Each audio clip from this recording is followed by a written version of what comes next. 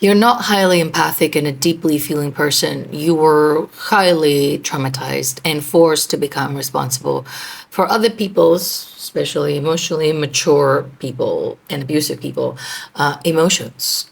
That you've had to train your system to not be able to exist unless you are scanning the room, making sure everybody's feeling okay, because if they were not feeling okay, it would somehow be your responsibility to fix it, and you would get in trouble, they would hurt you, they would abuse you. So you took it upon yourself to make everybody around you feel okay, because if they don't feel okay, you feel like you are completely unsafe.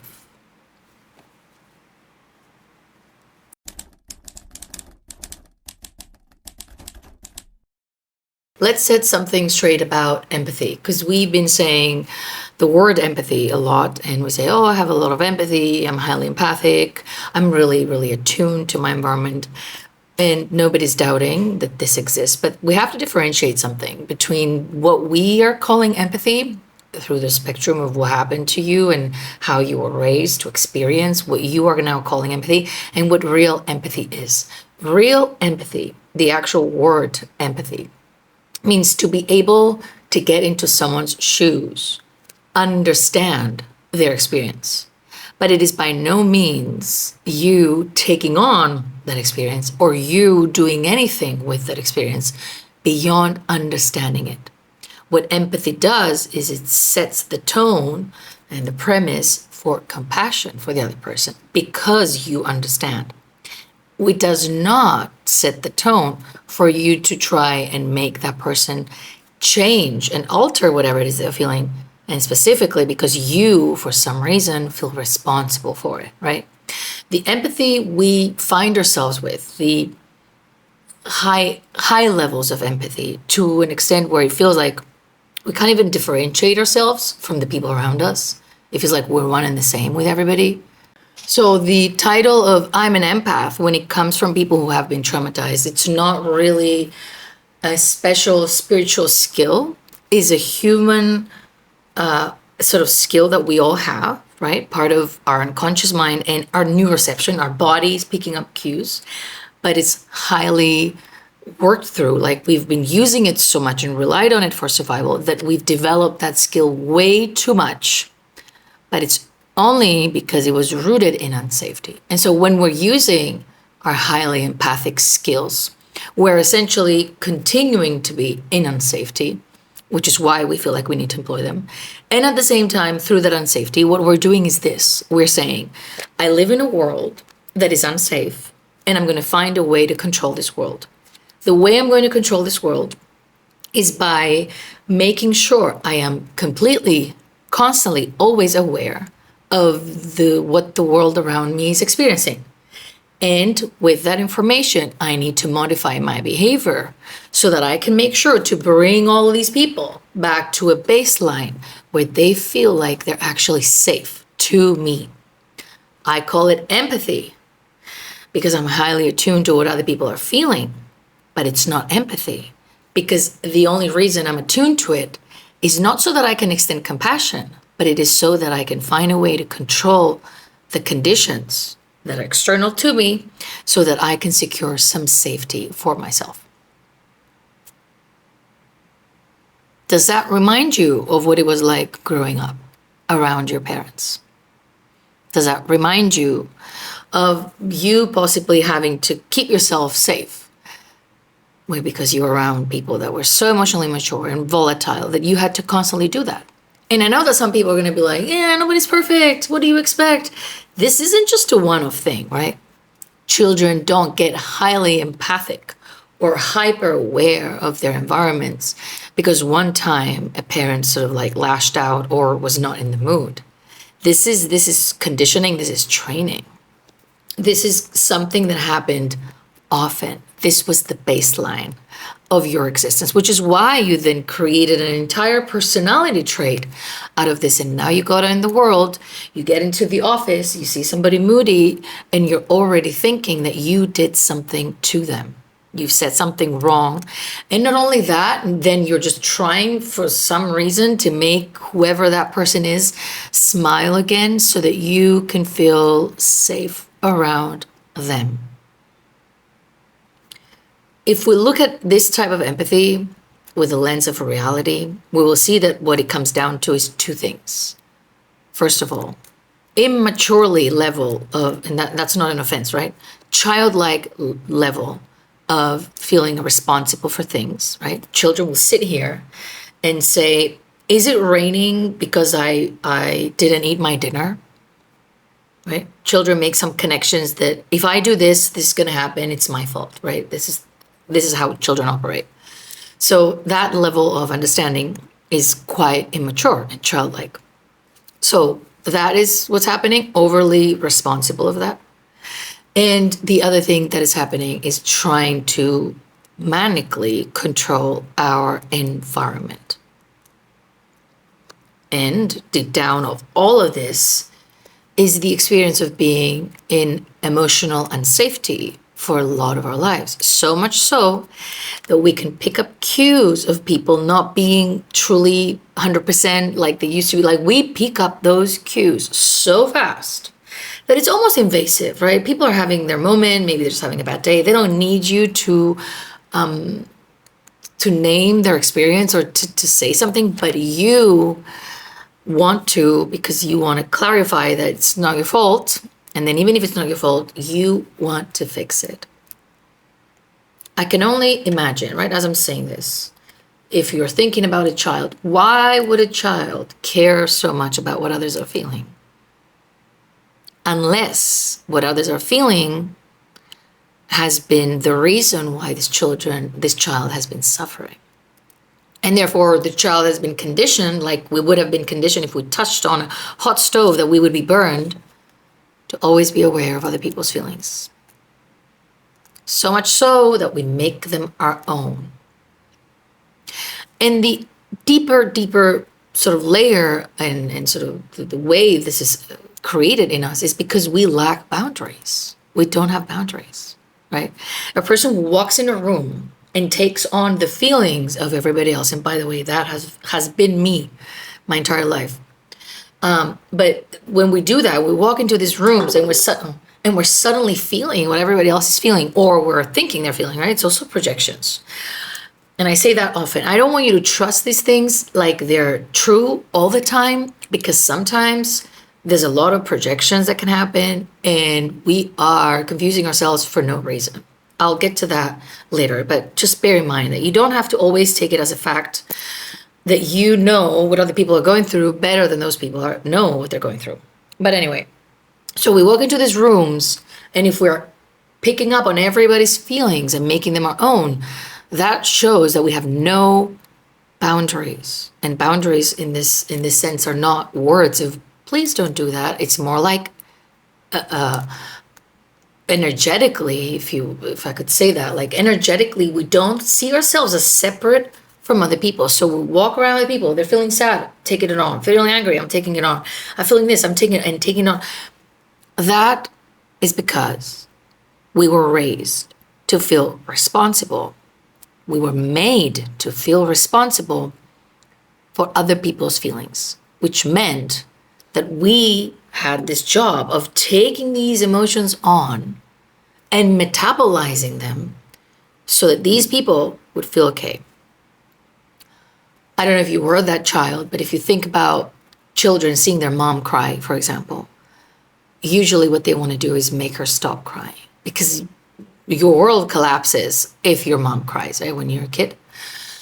So the child is thinking, how can I take her pain away, right? This is literally what we think about the people that we really love too, right? If you really care about someone, if you have a child, if you have a pet, if you really, really care about someone, when they're going through something, you're wishing there was a way for you to take on what they're feeling and they would just feel okay, right? This is like a thing that we want to do to unburden those we love by their pain, which of course is not possible. We can only be we can help them, we can co-regulate, we can support, we can be there for their pain, but we can't really take anybody's pain on, right? Because first of all, we have boundaries, and second of all, it's a little bit, not a little bit, it's full codependency to think that other people's emotions and emotional worlds are too big for them, but we are capable of taking them on instead. All the while, we're a person with no boundaries and arguably not so in touch and able to be with our own inner world, but we become so good at doing that for others. And in a way, looking down on them, right? Thinking, oh, this is too big for them. Let me take it on. I'm going to fix it. Oh, they're sad. I have to fix it. Now, when it comes to our codependent ways, and when it comes to us learning boundaries, and when it comes to us sort of modulating that empathy that we then take as a way where we're interacting with people, but we are sort of using what we are inferring out of their behaviors, like, oh, I saw how you tied your shoes in the morning. You don't usually do that. What's wrong today? First of all, it feels a little bit invasive. And those of you in relationships, imagine if somebody was doing that to you. You're not going to feel seen. You're going to feel invaded. You're going to be like, let me just tie my shoes, okay? Like, what's wrong with you? But it's invasive, and it crosses their boundaries as well.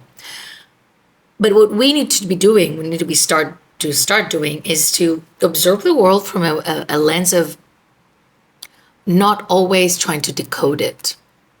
And I know it's hard. I'm the first to say that it's really hard, right? We see things, in the moment we see things, we try to identify them, classify them, understand, is this dangerous, safe, do I like this person, do I don't, what did they do? Like we are always doing that.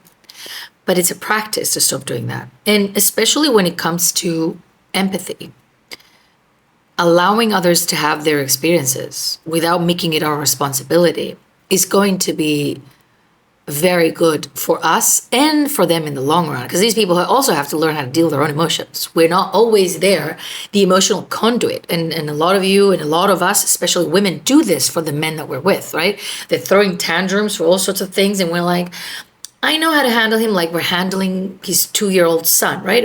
Because we know how to.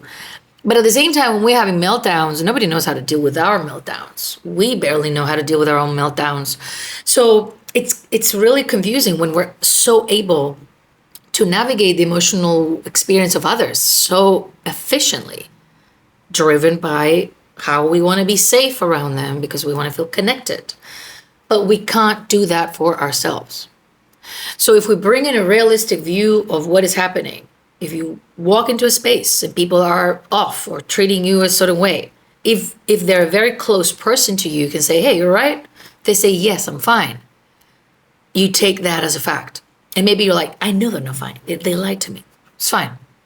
If they don't want to share it, if they're not talking about it, it hasn't happened. And so you train yourself to stop registering threats from left and right by people who do not communicate it. And of course, you were raised in environments where people didn't really communicate stuff, right? Did I just advertise my electrolytes? And of course, you were raised in environments that taught you the exact opposite, right? If your mom was moody or if your dad was moody and suddenly they didn't talk to you for days, weeks, or months, they would never really say, you know what, this and that happened, I'm upset. You would have to guess what it is that you did this time to make them change their mood, and then fix that, and hopefully see by each thing you're fixing, is it this, as if you're cooking a meal and you're trying to, what ingredient is it missing? At the end of the day, you're creating something really horrible because you're trying all these ingredients and you're making yourself sick trying to figure out, because the person across you, this parent, has no emotional maturity enough to tell their child that they're upset over something that the child did. And also they cannot manage their emotional world enough so that they don't disconnect from you completely because they cannot deal with you now that they're upset, right? People with absolutely no skills of to be emotionally regulated should not have kids, but who's checking? Anyway, so you take things for granted, you take things for what people are sharing, and if they're not sharing, you don't take it on. But then the tricky part is that you're going to have to sit with how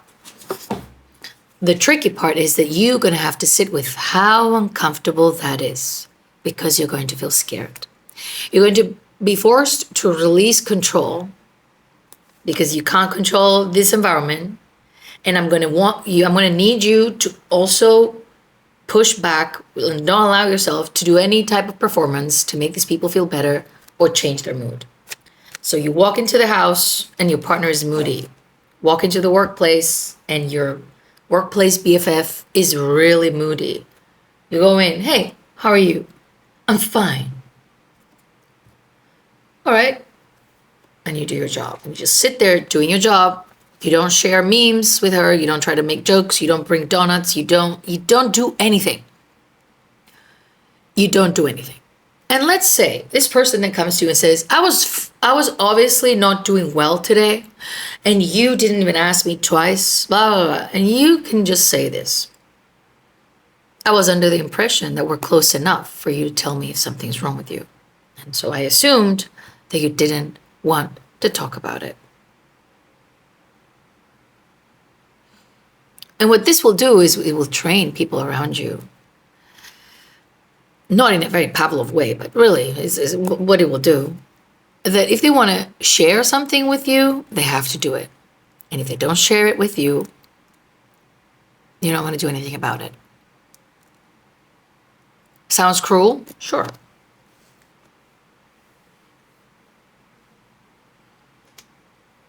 But having all this empathy with absolutely no boundaries is self-destruction. Because all that you're doing all day long is walking around, scanning what other people are feeling, taking those feelings on, trying to metabolize them, and then try to make them feel better. So is this your only job in this world? When do you rest? When do you create? When do you enjoy yourself? When do you feel safe? Never, right? So let's get something clear about having empathy and sitting with the line in between. I am feeling their feelings so much because I'm avoiding to feel my own. And let's put it also in another example. You see somebody struggling. And it hurts. It hurts to see people struggle. But it also helps to know that we are separate beings in that example, so that if somebody close to us is struggling, we can be there for them. But if we are collapsing and then they have to navigate our inner world because we are collapsing, it's also bad, right? So the boundaries that we have are not just cruelty, are also a sense of distance through which we can support rather than be enmeshed and live the same drama with that person without being able to pull ourselves out and actually support them. But also, if we think about it, knowing that someone's suffering and it hurts us. That's human, right? We're humans. And what we do with how it hurts us, and when we see somebody like that, what our compassion calls us to do is a personal decision. But at the same time, I would like to invite you, if you're the person who is highly empathic, because you were trained to be highly empathic, and you got stuck on high empathy constantly because you're unsafe, is in those moments when you're feeling it so deeply, when you're really feeling it so deeply, I want you to take a moment, and before you reach out and do whatever compassion will call you out to do, is to sit with yourself and to see how are you relating with this? What is this awakening in you? Maybe you see yourself in that person, in that situation. Maybe you're carrying an unnamed pain that is the same to that person. So sometimes we try to fight for others the battles we've never fought for ourselves. Sometimes we try to be for others what we've never been for ourselves. And I know that inevitably, in some cases, this will happen. As, for example, we become parents, right? We will raise children in ways that we haven't been raised ourselves. But then ultimately, hopefully, many of you, I sure hope so, will start doing that for themselves, right? So through all of what I've said, I want you to know that having empathy for other people is not a bad thing. But being highly feeling, walking in a room and not being able to protect yourself by other people's emotions is a sign that you're still very much unsafe, that you are still under the assumption that you are in control and you have the responsibility of other people's emotional worlds. And it is showing that you have no true boundaries. You do not understand that eventually, at some point, others end and you begin, that you're your own being, that you're separate.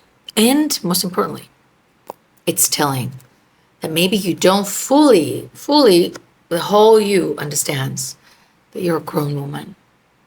And that now it's safe to be in rooms with nuances, of course, to be in certain rooms or around people that are moody, do not communicate their emotions, are going through things, and you're safe to just exist and not do anything about that.